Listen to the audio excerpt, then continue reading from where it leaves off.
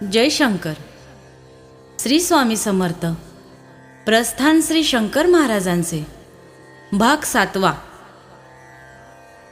महाराजांबरोबर रावसाहेब, न्यायमूर्ती विनोद, मामा ढेकणे, हरिभाऊ निंबाळकर, मालपाणी, कान्हेरे, ज्ञाननाथ रानडे इत्यादी मंडळी निघाली.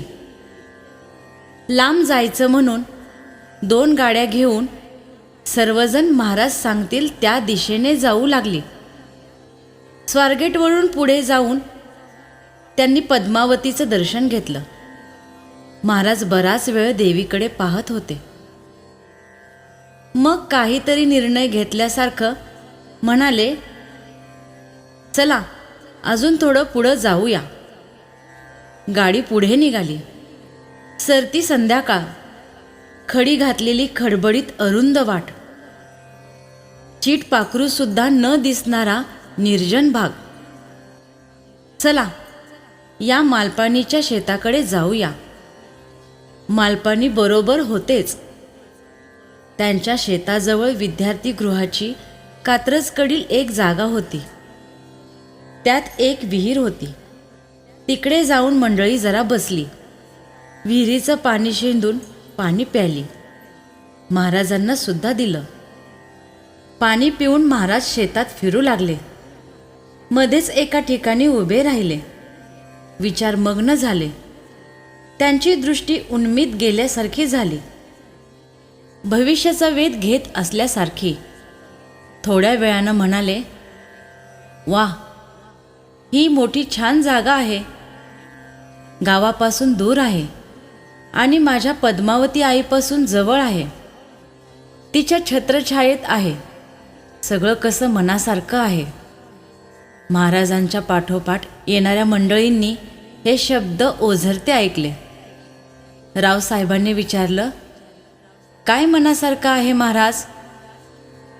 मी उभा राहिलो ही जागा अगदी योग्य आहे. कशासाठी?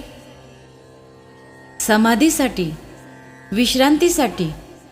आमची समाधी इथे होणार. महाराजांचे हे अनपेक्षित बोल ऐकून काय बोलावं हे कोणालाच कळेना. आधी त्या शब्दांचा अर्थ त्यांच्या मनापर्यंत जायला वेळ लागला आणि तो उमजला तेव्हा त्यांची वाणी त्या धक्क्यानं अवाक झाली, मौन झाली. परत येताना गाडीत शांतता होती. जो तो स्वतःशीच विचार करीत होता.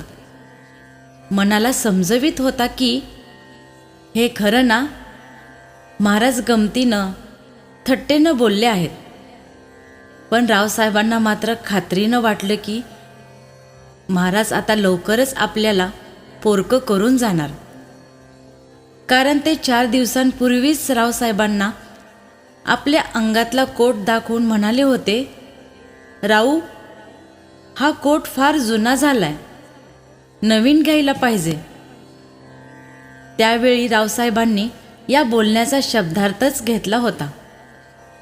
पण आज त्यांना त्यातला संकेतार्थ कळला होता, गर्भितार्थ कळला होता.